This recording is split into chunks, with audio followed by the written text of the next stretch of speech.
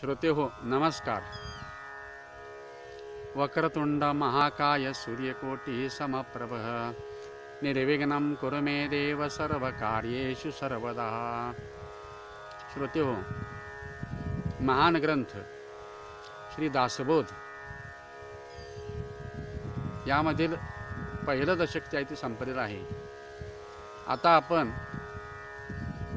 दुसरं दशक पाहणार आहोत। त्यामध्ये 10 समास आहेत। त्यातील आपण पहिला समास जो आहे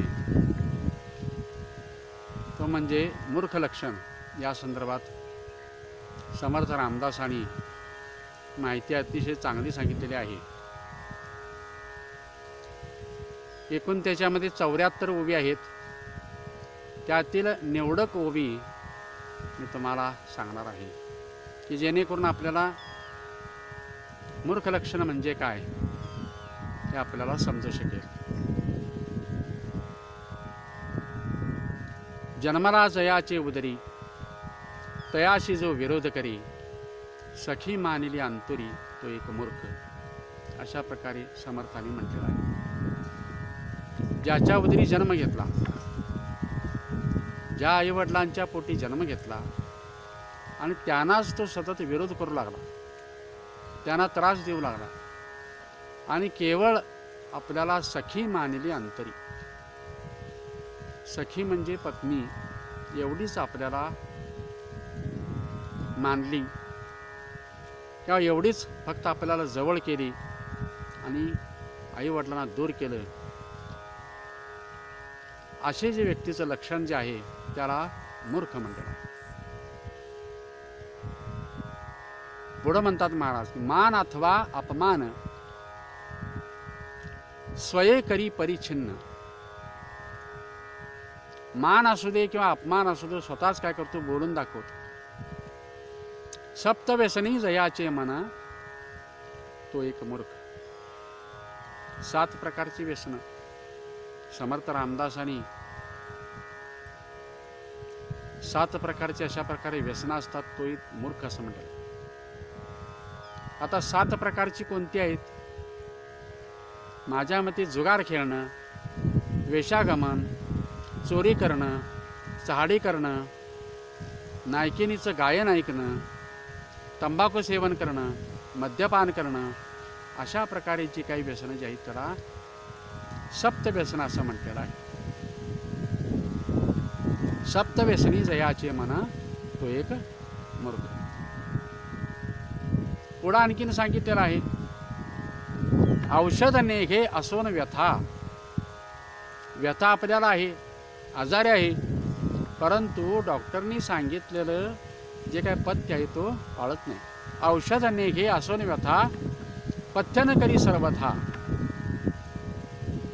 औषध दिलेलं असताना तो औषध घेत नाही आणि पथ्य सुद्धा पाळत नाही।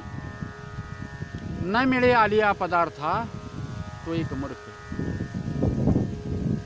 आपल्याला जे काही मिळेल, प्राप्त परिस्थिती जे मिळेल त्यामध्ये समाधान मानण्याची वृत्ती नसते,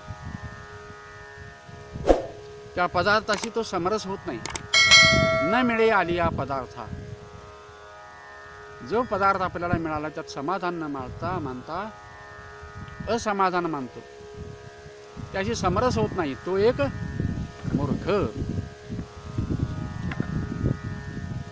विद्या वैभव ना धन,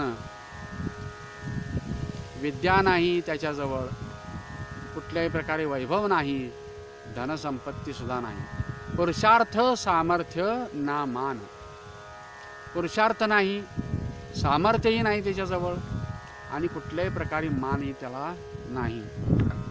कोरडाच वाहे अभिमान तो एक मूर्ख। नुसता कोरडाच अभिमान आहे, त्याच्याजवळ विद्या नाही, वैभव नाही, धन नाही, पुरुषार्थ नाही, सामर्थ्य नाही, मान नाही, नुसता कोरडा अभिमान वाहतो, तो काय म्हणताय ते तो एक मूर्ख म्हणतात। क्रोधे अपमानी कुबुद्धी, वाईट बुद्धीनं अपमान करतो, आपणास आपण वधी। क्रोध आल्यानंतर स्वतःचा स्वतःसुद्धा हत्या करायला तो घाबरत नाही, स्वतःचा वध करायला घाबरत नाही. स्वतःची हत्या स्वतः करून घेतो. जयास नाही दृढ बुद्धी तो एक मूर्ख.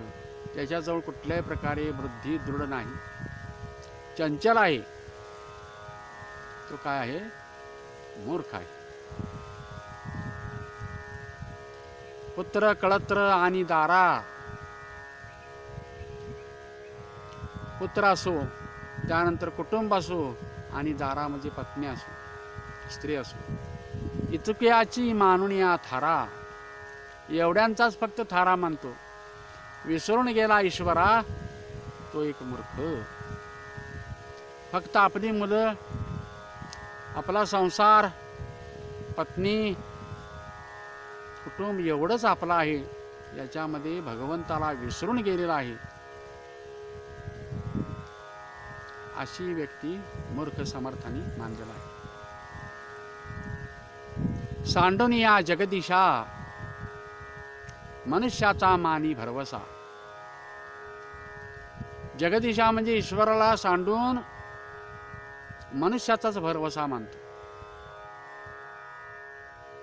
आपण कितीतरी उदाहरण पाहतो.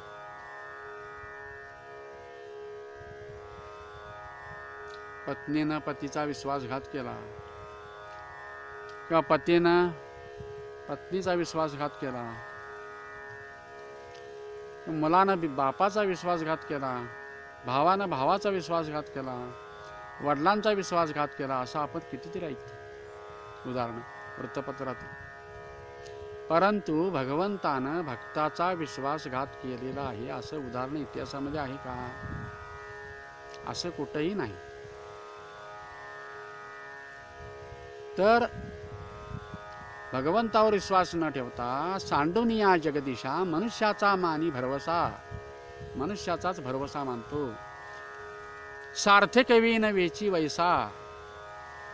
आणि सार्थक झाल्याशिवाय वेची वैसा, सगळं आयुष्य काय करतो तसंच घालवतो.